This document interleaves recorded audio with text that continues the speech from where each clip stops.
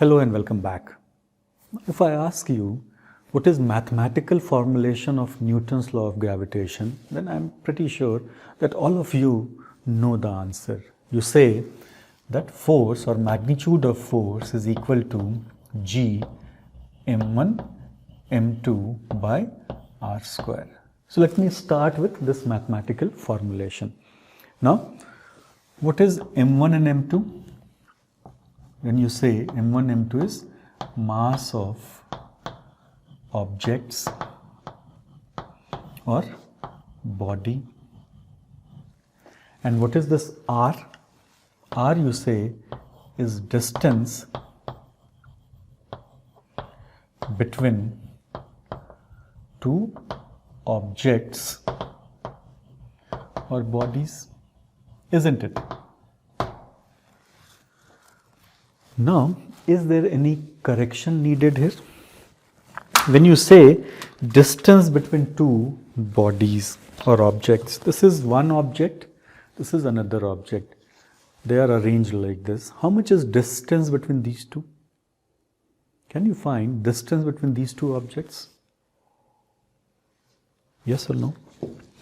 So, this is one object. This is another object. How much is distance between these two objects? Object 1 and object 2 have mass m1 and m2. How much is distance between them? Now don't say we'll take distance between their center or center of mass.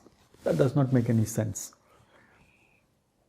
So, what is m1 and m2 and what is this r?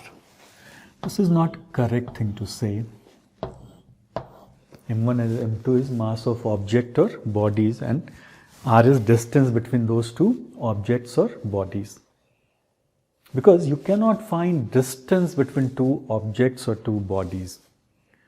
Instead, you can find distance between two points. Point mean in mechanics particles. So what is r? Distance between two particles. So what is m1 and m2? Mass of particles.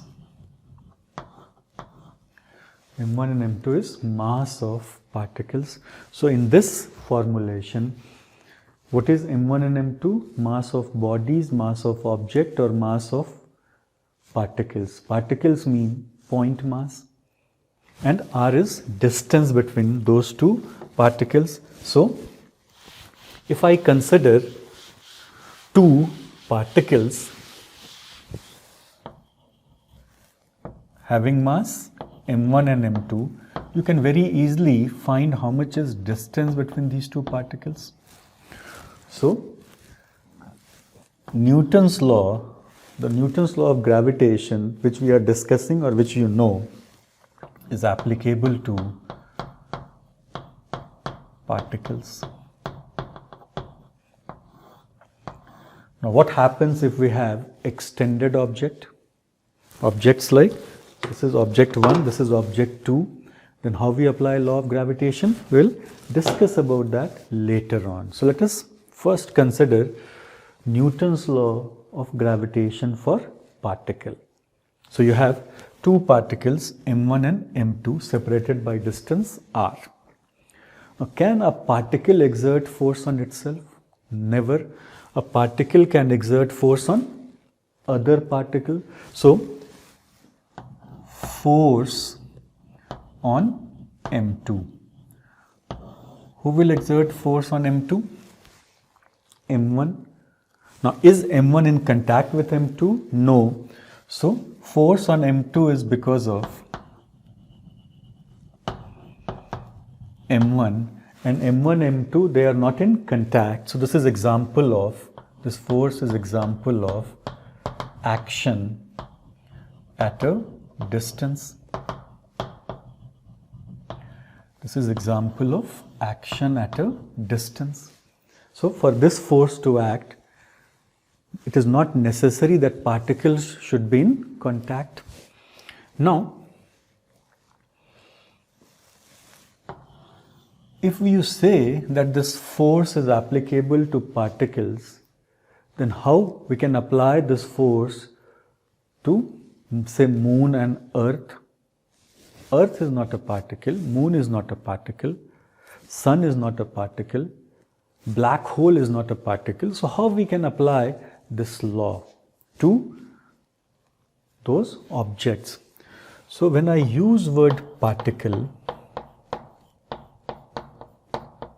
or when this term particle is used in physics, what is meant by this term? Now in kinematics, I gave you definition of particle. If motion is pure translational, then in physics, an object or a body can be treated as particle.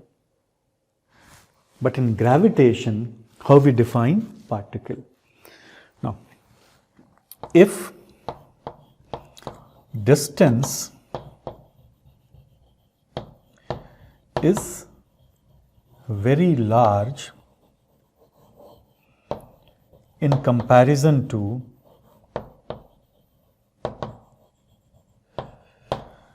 size of objects, we can treat those objects, we can treat those objects as particles. We can treat those objects as particles. So in gravitation, or to apply law of gravitation, Newton's law of gravitation, that is, you can treat objects as particles if distance between those two objects is very, very large. That distance is very large. But if you have extended object, or any object for that matter, and distance is not very large in comparison to their size, then you cannot treat them as particle. So first let us focus on particles only. So you have two particles, say M1 and M2. Let us try to find force on M2. So in a sense, you are drawing a BD of M2. You have selected M2. Who will exert force on M2? M1. And how much is magnitude of that force? Magnitude of that force is capital G M1 M2 by R square. Where what is this capital G? Capital G is a constant or universal constant. It never changes. It has nothing to do with intervening medium between two particles, and its value is 6.67 into 10 to the power minus 11. And what about unit? Unit is Newton into meter square divided by kg square. Newton meter square by kg square. You can write it in other units also. And M1, M2 is mass of two particles, and R is distance between them. So with help of this relationship, one can find magnitude of force on M2. But force is a vector, so we have to find direction also. How much is direction? It is an attractive force. Gravitational force is attractive force. But if you say this force is attractive from this, can you figure out direction? What you mean by attractive force? Let me, is this attractive force? Is this attractive force? Is this attractive force? Which force is attractive force? What you mean by that? So we need to be more specific.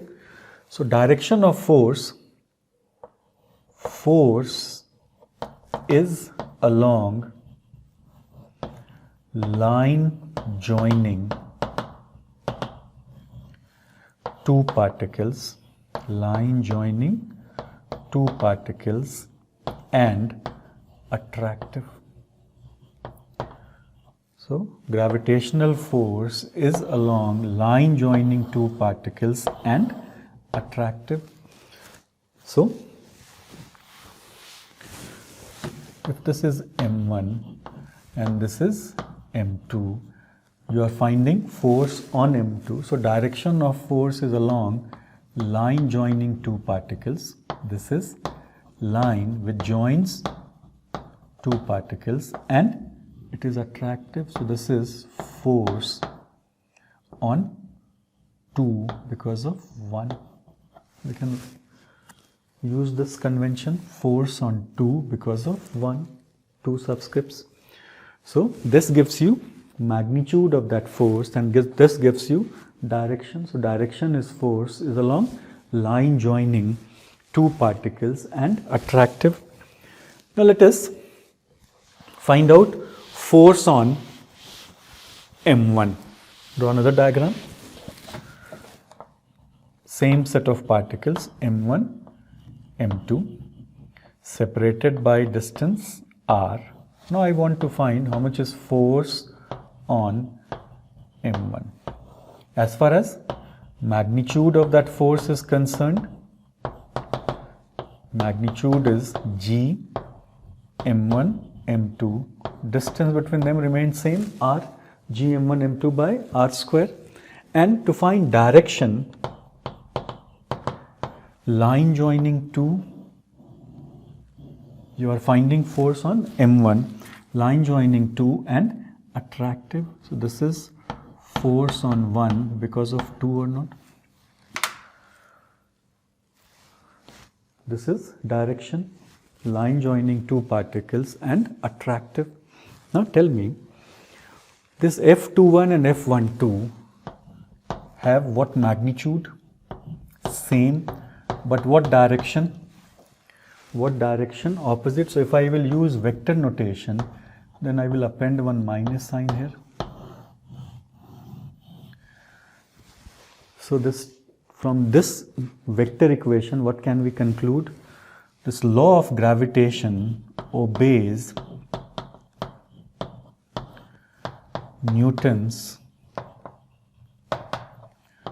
third law. Law of gravitation obeys Newton's third law. Every action has equal and opposite reaction and they act on two different bodies. Equal, opposite, acting on M2, acting on M1. So it obeys third law. So with help of this, what can you find? With help of this, what can you find? Magnitude of gravitational force and how you will find direction. Direction is along line joining two particles and attractive. So this is law of Newton's law of gravitation. It is applicable to particle. What you mean by particle?